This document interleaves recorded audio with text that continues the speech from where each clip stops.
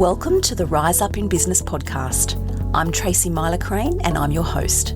I'm a business lawyer, an entrepreneur, a wife and a mum to two wonderful little people. This podcast is designed to be the business and law podcast for small business owners. Each episode explores different business and legal concepts in a clear and easy to understand way, all delivered in bite-sized chunks that are easy to listen to. You're sure to be able to take little nuggets of gold from each episode and implement them into your business straight away. I'm bringing you these podcast episodes each week with my intention being to share with you what you need to know to feel empowered so you can rise up and take control in your business. Let's get into today's episode.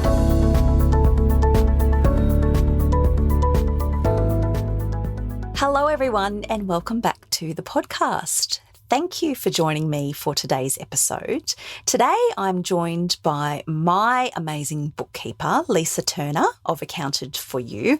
Lisa has been on the podcast previously and I'm very happy to have her back today because we've got a lot to talk about in the context of season 5 and offering value to business owners once you reach that point in your business where you think, what do I do now? I've been operating for a little while. It's all going well.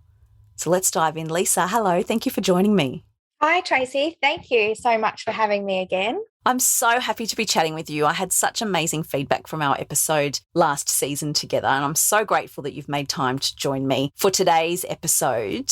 I just know how many people are going to get value out of this chat we're having because more and more often business owners are saying to me, I just sort of gave it a crack and I thought I'd just see how this business went before I worried about doing all the things, and outsourcing to a bookkeeper is always one of the things.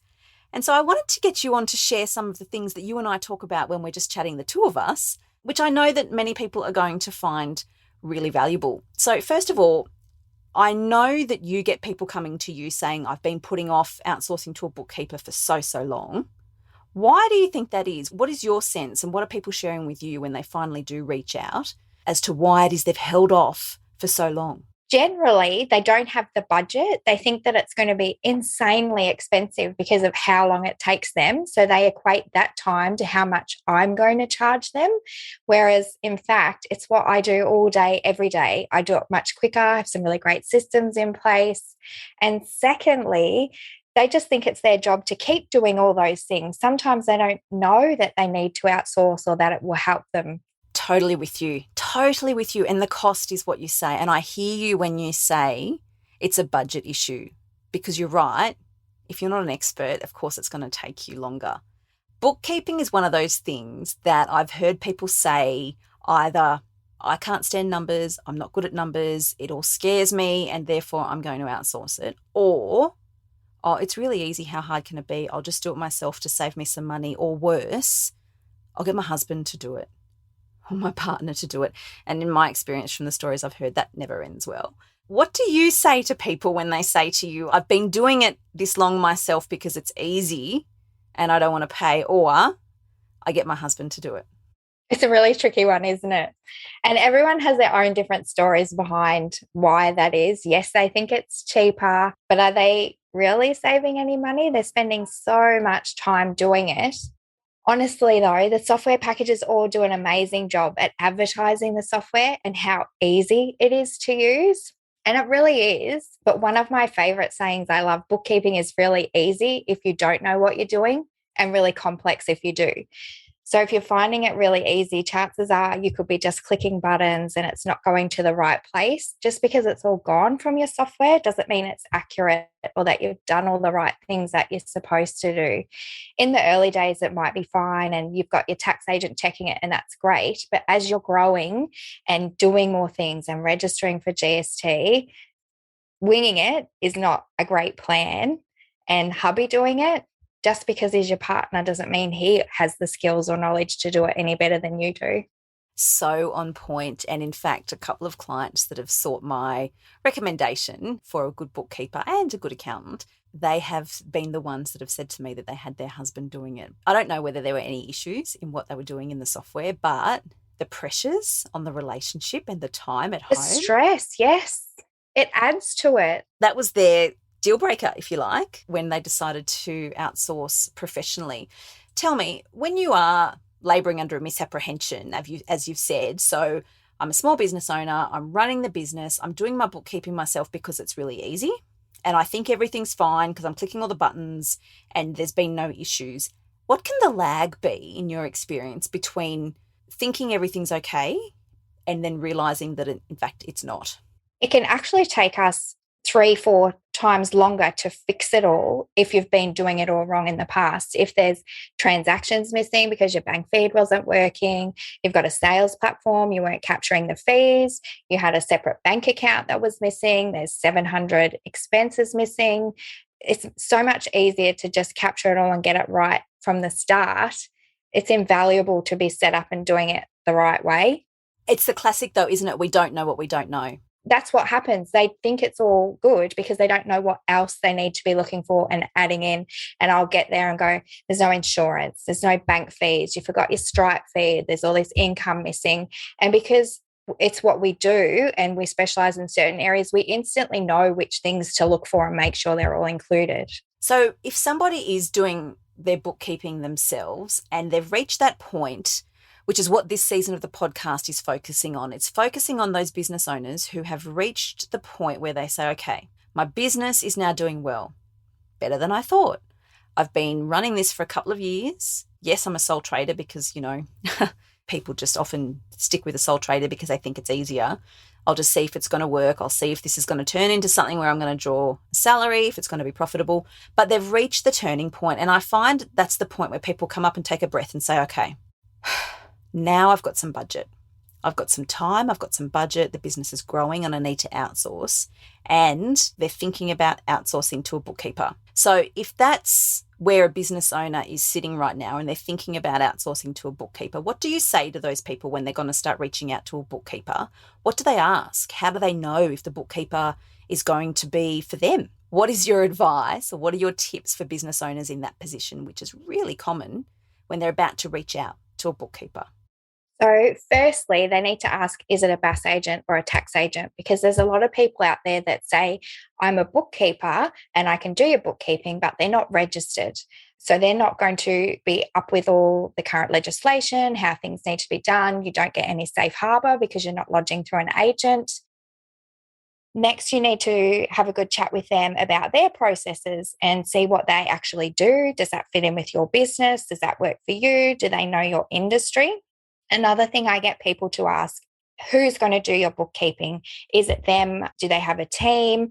Who's your contact point going to be? So that you know in your mind that the way those people work is going to work for you and your business, because not everyone is a good fit for everyone. Yeah, exactly. Can I just take you back and get some clarity around what you said about a bookkeeper versus a BAS agent? So there's a difference. So you can actually be a bookkeeper without being a BAS agent? Technically, no, but there are people, they say they're a bookkeeper, but they don't clarify that they're not a BAS agent. If you're not a BAS agent, there's just so many things you're not allowed to do. You're not allowed to set up their software systems, their tax coding, their payroll, their BAS, anything like that.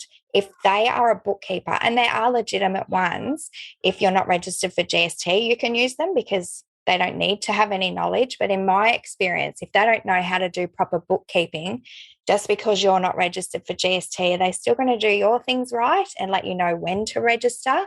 And that's no disrespect to them because they do have their place. But you just need to know to keep that in your mind, that if you're not registered and using someone that's not a BAS agent, what is your plan in place to make sure that when you do reach that point that you have the right help there available to you, because they can't do the things that a BAS agent and a tax agent can do.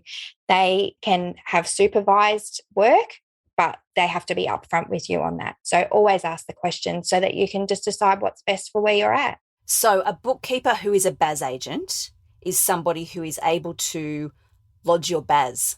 Anything that's a BAS service, anything related to GST, payroll tax, all those kind of things, anything except income tax. And that's, of course, where you need your wonderful tax agent. And another name for the tax agent is an accountant. Yes. Excellent. So that's the language that I use. So I, in my business, as you know, I have you as my bookkeeper. I'm very vocal about sharing that with all of my audience because I think that you and your team are fabulous and you have been an absolute game changer for me and my business. So we work together, and also there is my accountant, and the three of us communicate, open channels of communication. So from my perspective as the client, it all works beautifully and seamlessly. That only comes about though because it's the right fit for the right team. This is something I talk to clients about all the time, and I'm very vocal in my content on socials and my resources in my other episodes of the podcast, that I think the real value in business comes when you surround yourself with the right people, and we're not all the right fit for everyone. Exactly. I'm not the right bookkeeper for everyone. And I say to clients often, I'm not the right lawyer for everybody. There's a special kind of bluntness that I deliver that not everybody's ready for, and not everybody values, and not everybody wants, and that's okay. But it's honesty. It is honesty. And I think also it needs to be okay when you reach a point where you've got team members around you, like your accountant, and then you're bringing in a bookkeeper, and it needs to be okay to put them in touch to make sure that there's no clashes here, there's no frictions here, and that we're all on the same page in the way that we work. Because if we're not, then it's time to look for one of the team members that does fit, because otherwise it can cause more headaches than it's worth. Would you agree with that? Absolutely. It's one of the parts on my engagement letter that I get clients to fill out. Who is your tax agent? So I can reach out, introduce myself, and start the relationship, because we all work together. That's so valuable. I've actually had a client reach out as early as this morning asking me for a recommendation for an accountant because they don't think that their accountant's the right fit anymore. And that's okay for that to happen. And we need to understand that we grow and our needs change in business. But I think what I'm really trying to shine a light on in this episode, and I know that you and I are on the same page, is surrounding yourself with the right people in your business to support you is vital. And not everybody is the right fit, and that's okay. There's no guilt attached to that. No, it's not a bad thing. Everyone grows and changes and has different needs come up. So we've talked about what to do, and we've talked about questions to ask, but what are your big takeaways, or what would you say to somebody, or the listeners indeed listening to this, who are genuinely on the fence about whether or not to engage a bookkeeper? So obviously we've talked about the questions to ask. We've talked about the budget, and it's really honestly nowhere as scary as what people immediately think, especially when you then weigh it up against the time that you're getting back in your business. But what don't you do when you're thinking about engaging a bookkeeper? What would you say to listeners? The big don't do this. Don't go with someone just because someone else uses them, and go with your gut, because it's really important that you really like who you're going to work with. Do your own research, have discovery calls with them, and find out if you're a really good fit. So don't just go with the first one that you find, and don't just purely shop on price. It's like anything, you get what you pay for. So if you just go for the cheapest one, it might be the right fit, but it generally won't be. Always investigate everything. Go with your gut. Thank you, Lisa. This has been so valuable. I'm so grateful. Thank you very much. And as always, if anyone has any questions at all, please don't hesitate to reach out. We'll pop Lisa's contact details down in the show notes. But for those people listening whilst driving, Lisa, how can we get in touch with you? I hang out the most on Instagram at Accounted For You. And I also have my website, accountedforyou.com.au. Amazing. Thank you. Thank you so much for joining me. No, thanks, Tracy. That's it for today's episode. Thank you for joining me. I very much appreciate you taking the time to listen. If you liked the episode, please be sure to hit subscribe so you don't miss any new episodes. And if you found this episode to be of value for you in your business, I would be ever so grateful if you would take a moment to leave a review on Apple Podcasts, because that will help this podcast reach the ears of more business owners. If you haven't already, don't forget to jump over to my website and download your free copy of my annual legal checklist designed specifically for small business owners. And if you're ready to set your business up so you can get paid every time hassle-free, check out my course, Getting Paid Made Easy. You can access these resources on my website at tmsolicitor.com.au. Remember, in business, prevention is better than cure. I'll be back with another episode for you next week. Until then, take care.